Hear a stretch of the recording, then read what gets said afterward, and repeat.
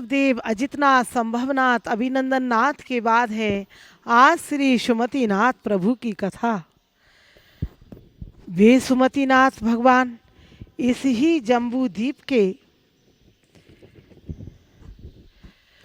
श्री सुमतिनाथ भगवान जम्बू द्वीप से आगे जो धात की खंड है, उस धात की खंड में जहाँ दो मेरु पर्वत हैं, उन दो मेरु पर्वत में भगवान जहाँ रतिसेन राजा राज करते थे, उन रतिसेन राजा ने अरिहंत प्रभु का उपदेश सुना।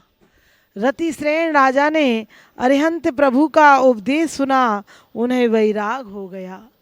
उन्होंने भाया 16 कारण भावनाओं को।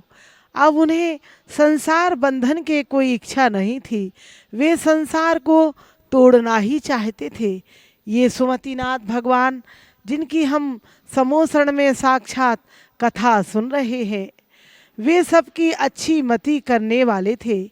ऐसे राजा रतिसेन ने वैराग धारण किया, दीक्षा धारण की, तो वे स्वर्ग में अहिमेंद्र हुए। अहिमेंद्र की आयु पूर्ण करके इस ही अयोध्या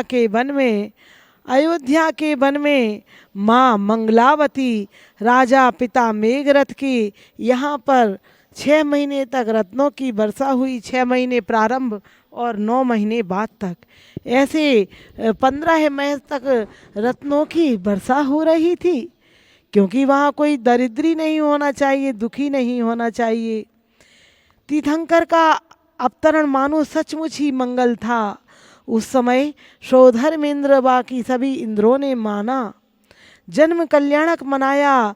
तीर्थंकर भगवान श्री सुमतिनाथ संभवनाथ भगवान के बाद 9 लाख करोड़ सागर बीतने पर 5वें सुमतिनाथ भगवान का जन्म हुआ। अयोध्या में 40 लाख पूर्व की उनकी आयु थी। शरीर की ऊंचाई 300 धनुष थी, चकवा का चिन्ह था और स्वर्ण शरीर रंग था। जगत में जितने भी परमाणु थे, वे सुमतिनाथ प्रभु में बस गए थे। आयु का अधिकतम समय उनका सुखमय व्यतीत हो रहा था।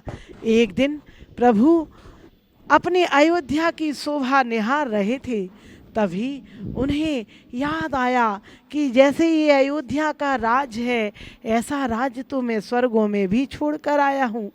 अब मुझे संसार के बंधन में नहीं पड़ना, इन विषय भोगों में नहीं पड़ना, और वैराग हो गया। लोकांतिक देव आए और प्रभु पालकी में बैठकर दीक्षा वन की ओर चले 1000 राजाओं के साथ।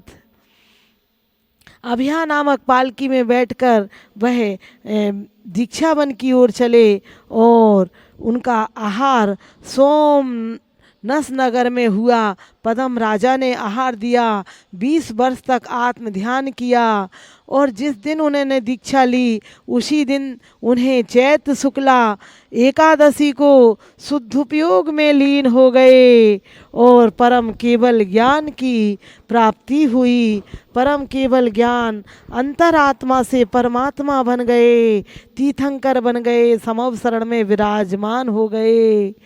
देवों ने उस समवसरण की पूजन की और उनके 116 गणधर थे, उनके 116 गणधर थे प्रभु के, और 13,000 अरिहंत, 3 लाख आरिकाएँ, 3.5 लाख मुनिराज और असंख्यात देवी देव मनुष्य त्रियंच ऐसी 12 सभाओं में बैठे हुए थे। उन्होंने जगह जगह उपदेश दिया।